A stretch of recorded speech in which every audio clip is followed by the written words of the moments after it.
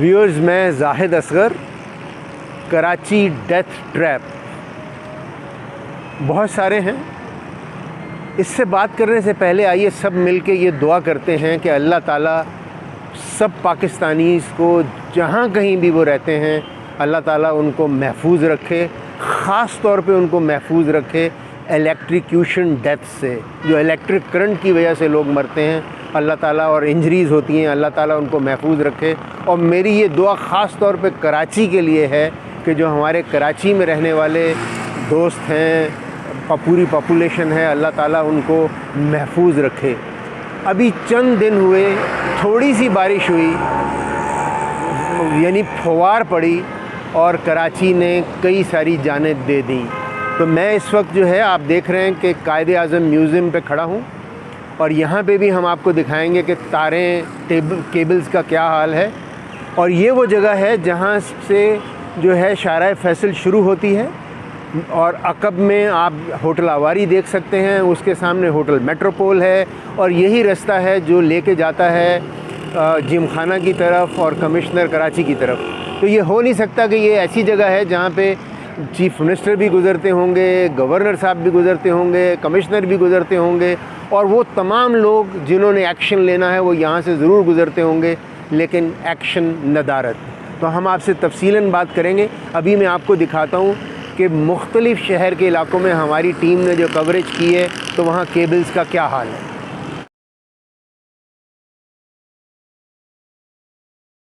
Viewers, इस वक्त हम सदर में जो मोबाइल मार्केट है वहाँ पे खड़े हैं, और यहाँ पे भी पानी बहुत ज़्यादा जमा होता है। तो हम यहाँ आपको दिखाते हैं कि यहाँ डेथ ट्रैप का क्या हाल है।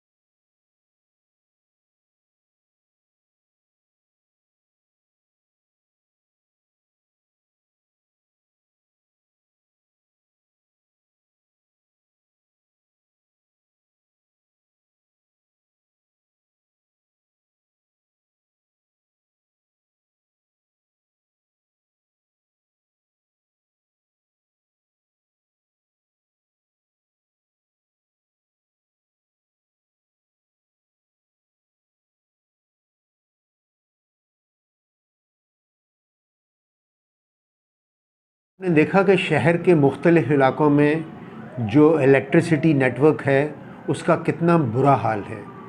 यानी एक तो ये है कि कई सारे इलाक़ों में जो केई की वायर्स हैं वो 3-3 4-4 वो हैं, और उसके साथ ही ये है कि जो केबल और टीवी नेटवर्क की, इंटरनेट वर्क की बहुत सारी केबल्स हैं, और वो उस पर मनोवज़न जो है इलेक्ट्रिसिटी पोल पे डाला गया है। और बहुत सारी जगहों पे तो आपने देखा होगा वो जो केबल्स हैं वो नीचे तक लटकी हुई हैं, वो ज़मीन से लग रही हैं, पोल्स के साथ नीचे तक ज़मीन पे आ रही हैं, और वहीं पे उनके कनेक्टर्स भी हैं जो उनको कनेक्ट करते हैं। उसके साथ ही उनके बूस्टर्स भी हैं जो कि केबल्स को बूस्ट करने के लिए वो भी लगे हुए हैं। कुछ जगहों पे ये है कि आपने देखा होगा कि लोगों ने इल्लीगल स्ट्रीट लाइट लगाई हैं। स्ट्रीट लाइट लगाने के साथ उनके जो वो स्विचेस हैं वो नीचे आके लगे हुए हैं, वो स्विचेस भी ओपन हैं। ज़ाहिर है जब बारिश होती है तो there is always a danger कि वो इलेक्ट्रिसिटी जो है वो पोल्स में चली जाएगी। उसके साथ साथ ये भी है कि जो इलेक्ट्रिसिटी की वायर्स हैं वो भी 3-4 हैं, और कुछ जगहों पे ये भी कहा गया 2019 में जब बहुत सारी डेथ्स हुई कि एक वजह ये भी है कि कई के जो पोल्स हैं उनकी अर्थिंग प्रॉपर नहीं हुई हुई। तो अब ये सिचुएशन और ज़्यादा ख़राब हो जाती है जब बारिश होती है। तो जब बारिश होती है तो पता लगता है कि जनाब चूँकि निकासी का इंतज़ाम ठीक नहीं है, तो जिसकी वजह से पता चला कि जी पानी जमा हो गया, पानी की कलेक्शन हो गई, और गड़बड़ उसके अलावा और ये हो गई कि जी इल्लीगल कनेक्शंस भी हैं, थेफ्ट भी हैं, जो वो लोगों ने चोरी की चीज़ें लगाई हुई हैं, बाईपास किया हुआ है सिस्टम को। और इसके साथ और ज़्यादा ख़राबी होती है जो इंक्रोचमेंट हुई हुई है।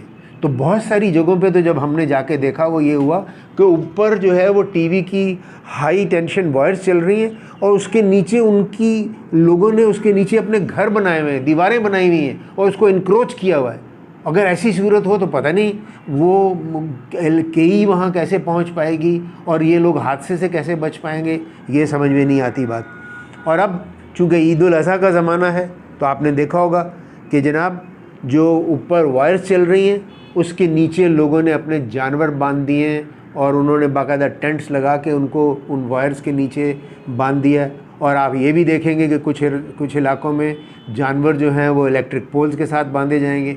ईद उल अज़हा के दिन आप देखिएगा कि बहुत सारे ऐसे जो है वो हमारे स्लॉटरिंग करने वाले लोग होंगे कि वो जानवरों को भी इलेक्ट्रिक पोल्स के साथ लटका देंगे और ख़तरा मोल लेंगे।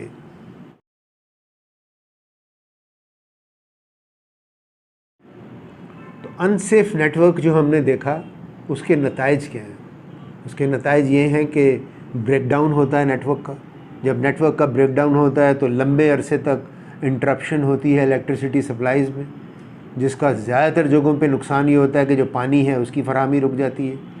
फिर अगर वो लाइव वायर्स हैं और वो गिर गई हैं, या इंटरनेट की वायर्स जो हैं उनके अंदर इलेक्ट्रिसिटी मौजूद है, उसके नतीजे में फिर हमने देखा कि डेथ्स काफ़ी ज़्यादा हुई, इंजरीज़ हुई, एक्सीडेंट्स हुआ, और एक्सीडेंट्स के नतीजे में, इंजरीज़ के नतीजे में जो कॉस्ट है जो हॉस्पिटल्स की और बाकी चीज़ों की, वो कॉस्ट बहुत ऊपर चली गई। और इसका एक और बहुत बड़ा नुकसान ये है कि जो डिफरेंट केबल प्रोवाइडर्स हैं, या कराची इलेक्ट्रिक है या गवर्नमेंट है, तो देयर कम्स कि जहाँ पे there is a low trust या no trust between the government, the electricity suppliers, the cable suppliers and अवाम। अवाम कहती है जी इतना कुछ हो गया, और बातें इतनी होती हैं और होता कुछ नहीं है। तो जब ये बार बार चीज़ें ब्रेक डाउन होती हैं और ये सारा कुछ होता है, उसके नतीजे में अवाम जो है उसमें हकूमत की और इन इदारों की मकबूलियत भी कम होती है, and it results in no trust और वेरी लो ट्रस्ट। और फिर गेम ब्लेम शुरू होता है। एक इदारा कहता है मेरा कसूर नहीं है, दूसरा इदारा कहता है मेरा कसूर नहीं है, वो कहता है उसने किया, वो कहता है उसने किया, और कोई रिस्पॉन्सिबिलिटी लेने को तैयार नहीं होता।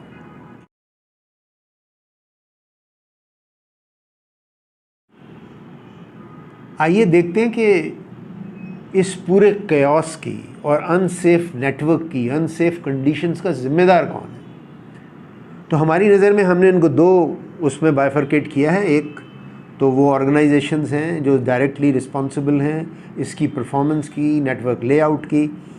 तो जिनमें हम समझते हैं कि पैमरा ज़िम्मेदार है, नेपरा ज़िम्मेदार है, पाकिस्तान केबल ऑपरेटर्स ज़िम्मेदार हैं, लोकल ऑपरेटर्स जो जगह जगह पे होते हैं वो ज़िम्मेदार हैं, इंटरनेट प्रोवाइडर्स ज़िम्मेदार हैं, कराची इलेक्ट्रिक बहुत बड़ा स्टेक होल्डर वो ज़िम्मेदार है, सिटी गवर्नमेंट और एडमिनिस्ट्रेटर्स ये ज़िम्मेदार हैं, और जो कैंटोनमेंट के इलाके हैं वहाँ पे DHA और CBC रिस्पॉन्सिबल है। अब हम अगर गवर्नमेंट की तरफ आ जाते हैं तो मैं समझता हूँ कि जनाब जो सिंध गवर्नमेंट है उनकी रिस्पॉन्सिबिलिटी है कि वो ये इंश्योर करें कि जो फ़ैसले किए गए थे उस पर अमल क्यों नहीं हुआ। फेडरल गवर्नमेंट की ज़िम्मेदारी है कि वह पैमरा और नेपरा के थ्रू इनकी अमल दरामद करवाए। CM सिंध की रिस्पॉन्सिबिलिटी, गवर्नर सिंध की रिस्पॉन्सिबिलिटी, जो पॉलिटिकल पार्टीज़ हैं उनकी ज़िम्मेदारी कि वो इस पूरे अमल को देखें कि क्या इस पर अमल हो रहा है। अनफॉर्चुनेटली ये होता है कि हर एक इंसान या हमारा प्रेस वो जाग जाता है जब 2-4-6 लोगों की डेथ हो जाती है। इसका मतलब है कि हम इंतज़ार करते हैं कि डेथ्स हो, हम उस पर एक्शन करें, 2-4 दिन हलचल मचे और उसके बाद फिर ज़िंदगी नॉर्मल पे हो। मैं इसको 2019 से देख रहा हूँ और अनफॉर्चुनेटली सिचुएशन ऐसा लगता है, आपने जो नेटवर्क का हाल देखा कि सिचुएशन कोई बहुत ज़्यादा इम्प्रूव नहीं हुई।